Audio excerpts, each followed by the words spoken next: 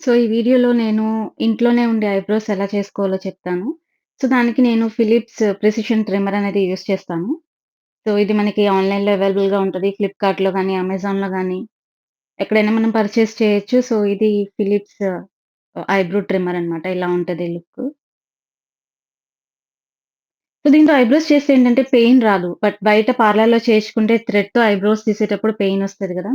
So, ఇలా మనకి ఒక బ్రషును, ఇంకొక క్యాప్ ఇస్తారనమాట.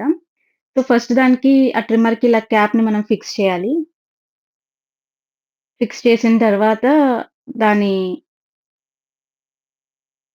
ఐబ్రో మీద పెట్టి చేయాలనమాట. ట్రిమ్ చేయాలి. సో, ఒక్కసారి చూడండి ఐబ్రోస్ ఎంత థిక్‌గా ఉన్నాయో నావి. సో, ఇంత థిక్‌గా ఉన్న ఐబ్రోస్‌ని ఇప్పుడు నేను థిన్‌గా చేసి చూపిస్తాను ఈ ట్రిమ్మర్‌తో. సో, అది ఫిక్స్ చేసిన తర్వాత ఇలాగా బ్యాక్ ఎడ్జ్ నుంచి మనం ఇట్లాగా మూవ్ చేయాలనమాట ట్రిమ్మర్‌ని. సో, ఇదేం చేస్తదంటే ఎక్సెస్ హెయిర్‌ని కట్ చేస్తదనమాట.